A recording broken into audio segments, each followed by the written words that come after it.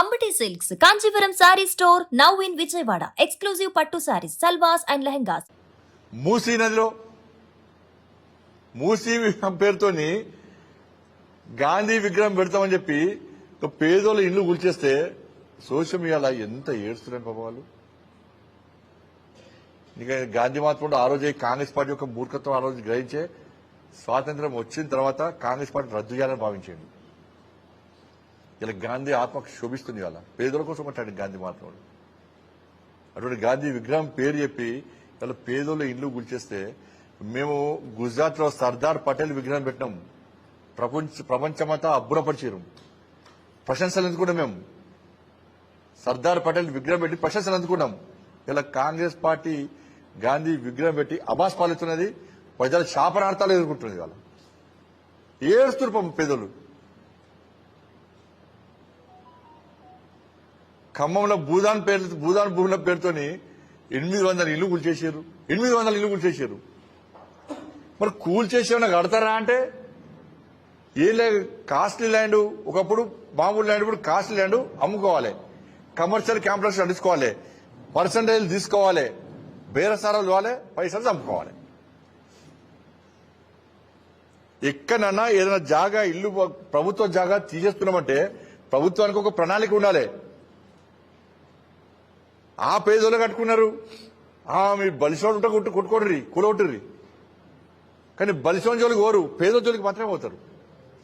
ఇవాళ నేను చూస్తాం. నిన్న ఖమ్మంలో సార్ ఇంటర్మీడియట్ ఎగ్జామ్స్ ఉన్నాయి సార్, నా పిల్లలకు 10th ఎగ్జామ్స్ ఉన్నాయి సార్, సర్టిఫికేట్ మొత్తం దానిలో ఉన్నాయి సార్, ఇలా ఎగ్జామ్ రాయాలి సార్, నా బిడ్డ కష్టపడ్డారు సార్, 10th లో హైయెస్ట్ మార్క్స్ వచ్చినాయి సార్, కలెక్టర్ వాళ్ళని కలలు కన్నాం సార్, ఇలా ఎగ్జామ్ రాయలేని పరిస్థితి అని చెప్పి సోషల్ మీడియాలో పేద ప్రజలు చెప్తుంటే కనీసం రాష్ట్ర ముఖ్యమంత్రి, ఆయన విద్యాశాఖ మంత్రి, మళ్ళీ ఆయనే విద్యాశాఖ మంత్రి కూడా లేడు. విద్యాశాఖ మంత్రి కూడా ఆయనే. మరి విద్యాశాఖ మంత్రి ఉన్నటువంటి రాష్ట్ర ముఖ్యమంత్రి గారు పేద విద్యార్థుల రోదన కనీసం మీకు చెవులకు వినబడుతున్నాయా? వినబడతలేవా? ఇక్కడనేమో పేద పిల్లల ఎగ్జామ్స్ ఉంటే ఇల్లు కూడా కొట్టిరా. ఖమ్మంలో ఇంటర్మీడియట్ 10th విద్యార్థులు ఎగ్జామ్స్ కూడా ఇల్లు కూడా కొట్టావు నువ్వు. మరి హైదరాబాద్ లో ఎఫ్టీఎల్లో ఉన్నది Fatima college. Fatima college MAM పార్టీకి సంబంధించిన కాలేజు. ఫాతిమా కాలేజ్ ఉన్నది బఫర్ జోన్ లో ఉంది. అది ఎఫ్టీఎల్లో ఉన్నది. ఎఫ్టీఎల్ ఉంటే ఆ రోజు చెప్పినా నేను, అరే దాన్ని ఎందుకు చేసావంటే దాని విద్యార్థుల గట ఎగ్జామ్స్ ఉన్నాయట, వాళ్ళ భవిష్యత్తు ఖరాబ్ అవుతుందట, అందుకే ఫాతిమా కాలేజీని కూర్చారట. బా ఏం ప్రేమ ఈ ముఖ్యమంత్రి గారికి. హ్యాట్స్ ఆఫ్, రాష్ట్ర ముఖ్యమంత్రి హ్యాట్స్ ఆఫ్. నీకు హిందూ పేదోళ్ళ చదువులు ముఖ్యం కాదు. నీకు పేదోళ్ళు కలెక్టర్ కావద్దు, ఐపీఎస్ కావద్దు, ఇంజనీర్లు కావద్దు, డాక్టర్లు కావద్దు. ఫాతిమా కాలేజీలో చదువుకున్న వాళ్ళు మాత్రమే డాక్టర్లు కావాలి, ఇంజనీర్లు కావాలి, పెద్దోళ్ళు కావాలి. ఇబ్బంది కావచ్చు, కానీ వివక్షత అయింది అంటున్నా నేను. ఎఫ్టీఏలో ఉన్న ఫాతిమా కాలేజ్ కూర్చోడానికేమో వాళ్ళ ఎగ్జామ్స్ నీకు అడ్డొచ్చినాయి. ఇవాళ ఖమ్మంలో పేదోళ్ళు వాళ్ళ పిల్లలకి ఎగ్జామ్స్ ఉన్నాయి ఆగండి అంటే కూడా బుల్డోజర్లు పెట్టి కూల్చినవు. మరి పేద విద్యార్థుల పరిస్థితి ఏంది? వాళ్ళ పరీక్షల పరిస్థితి ఏంది?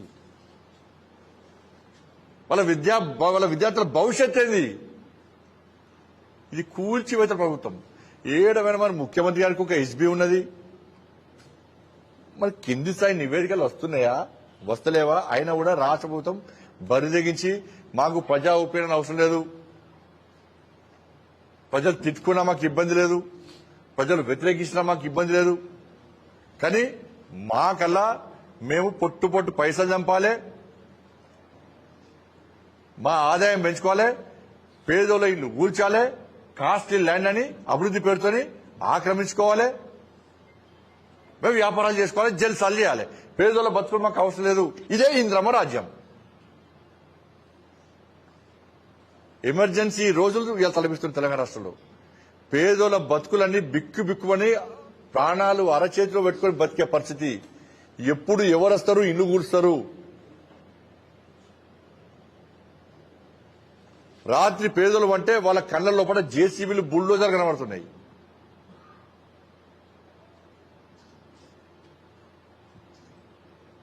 ఇలా రాష్ట్ర ముఖ్యమంత్రి స్పందించాలి. మీరు పేదల జోలికి వస్తే నేను మళ్ళీ చెప్తున్నా ఇవాళ నేను మళ్ళీ చెప్తున్నా మీరు పేదోళ్ళ ఇండ్ల జోలికి వస్తే అదే జేసీపీలు పట్టుకొని మేము దళాలు ఏర్పడుకొని పెద్దోళ్ళ ఇండ్ల మీదకి మేము పోతాం. అయితే బఫర్ జోన్ ఉన్నారో ఎఫ్టీఎల్ ఉన్నారో ఎవరైతున్నారో వాళ్ళ జోలికి మేము పోతాం. ఇవాళ ఇది శాంతి భద్రత సమస్య వస్తే ఇలా మీకే నష్టం. ఇప్పుడు జెడ్పీటీసీ ఎంపీటీసీ ఎన్నికలకు వస్తే ప్రజలు ఒక్కటే ప్రశ్నించండి, మీరు 6 గ్యారెంటీల విషయంలో గల్లవట్టు అడుగురు కాంగ్రెస్ వాళ్ళను. రైతు భరోసా గురించి అడగండి, మీ పిల్లల ఉద్యోగాల గురించి అడగండి, ఉద్యోగస్తులు మీ డిఏల గురించి అడగండి, నిన్న విద్యా కమిషన్ చూడండి దొంగ రిపోర్ట్ గురించి అడగండి, ఫాల్తు రిపోర్ట్ గురించి అడగండి. ఇప్పుడు దేశంలో ఎన్నికలు ఎక్కడ జరిగినా కూడా కర్ణాటక తెలంగాణ నుంచే మొత్తం పైసలన్నీ పోతున్నాయి, మూటలన్నీ పోతున్నాయి. ఇప్పుడు సౌత్ కు సంబంధించి కేరళ తమిళనాడు ఎన్నికల్లో ఈ 2 ఎన్నికల ఖర్చు తెలంగాణ రాష్ట్రానికి కేరళకి ఇచ్చారు, తమిళనాడు రాష్ట్ర ఖర్చు మొత్తం కర్ణాటకకి ఇచ్చారు. కేరళలో జరిగే ఎన్నికల ఖర్చు మొత్తం తెలంగాణ రాష్ట్రం భరించాలి. కానీ తెలంగాణలో 6 గ్యారెంటీలు లేవు, రైతు భరోసా లేదు, ఇవి లేవు. ఇన్ని సంవత్సరాలు తెలంగాణ ఉద్యమం జరగకముందు జరిగినాక ఏ రోజు కూడా భారతీయ జనతా పార్టీ బీఆర్ఎస్ కలిసి పోటీ చేయలే. కానీ కాంగ్రెస్ పార్టీ బీఆర్ఎస్ పార్టీ కలిసి పోటీ చేసినాయి, కలిసి అధికారాన్ని పంచుకున్నారు. కానీ మేము ఎప్పుడు పంచుకోలే. ఈ టైం పాస్ అవన్నీ మాటలు అవన్నీ వాళ్ళకి గదే అలవాటు, వాళ్ళకి గదే అంటారు. అది ఎవరు నమ్ముతారు, ప్రజలు ఎవరు నమ్ముతలేరు కూడా. మరి మేము అట్లా అనుకుంటే బీఆర్ఎస్ పార్టీ ఒక్క ఎంపీ గెలవలే, కార్పొరేషన్లో బీఆర్ఎస్ పార్టీ ఒక్కటి గెలవలే, 7 కార్పొరేషన్లు బీఆర్ఎస్ పార్టీ ఒక్కటి గెలవలే. ఎమ్మెల్సీ మొన్న ఎమ్మెల్సీలు ఒక్కటి వాళ్ళకి క్యాండిడేట్ లేడు. బీఆర్ఎస్ పార్టీలకు ఎమ్మెల్సీ క్యాండిడేట్ లేడు. మొన్న 2 మేమే గెలిచాం. అంతకుముందు కాంగ్రెస్ పార్టీ పరిస్థితి ఇట్లా ఉండే. మీరు దుబ్బాకలో కాంగ్రెస్ పార్టీ డిపాజిట్ రాలే, మేము గెలిచాం. హుజాబాద్లో కాంగ్రెస్ పార్టీ డిపాజిట్ రాలే, మేము గెలిచాం. మునుగోలో టైట్ ఫైట్ ఇస్తాం, మేము కాంగ్రెస్ పార్టీ డిపాజిట్ రాలే. నిజామాబాద్ కార్పొరేషన్ లో పోయినసారి కాంగ్రెస్ పార్టీ 0, కరీంనగర్ కార్పొరేషన్ లో పోయినసారి కాంగ్రెస్ పార్టీ 0, వరంగల్ కార్పొరేషన్ లో కాంగ్రెస్ పార్టీ 0, కరీంనగర్ లో 0, కాంగ్రెస్ పార్టీ 0 అయింది. కాబట్టి ఆ 2 పార్టీల పరిస్థితి అదే పరిస్థితి ఉన్నది. కాంగ్రెస్ పార్టీలో అంతర్యుద్ధం స్టార్ట్ అయింది. మొన్న చెప్పినా మళ్ళీ చెప్తున్నా, మంత్రులందరూ కూడా పొట్టు సంపాదించుకుంటున్నారు, ఎమ్మెల్యేలు అందరూ కూడా బాధపడుతున్నారు. ఇలా ఎమ్మెల్యేలు రోడ్ల మీదకి పోతే 6 గ్యారెంటీలు అడుతున్నారు, ఒక తట్ట మొరం పోయి అంటున్నారు. ఎమ్మెల్యేలకు కాన్స్టిట్యూన్సీ డెవలప్మెంట్ ఫండ్ లేదా, సీఎం అసూరెన్స్ ఫండ్స్ లేవా, రాష్ట్ర ప్రభుత్వం ఏమీ లేదా. లాస్ట్కు మొన్ననే కేంద్ర ప్రభుత్వము గ్రామ పంచాయతీల అభివృద్ధి కోసం కేంద్ర ప్రభుత్వం నిధులు విడుదల చేసేదాకా 2 సంవత్సరాలు ఒక్క పైసా తట్ట మొరం పోయే గ్రామ పంచాయతీలకు.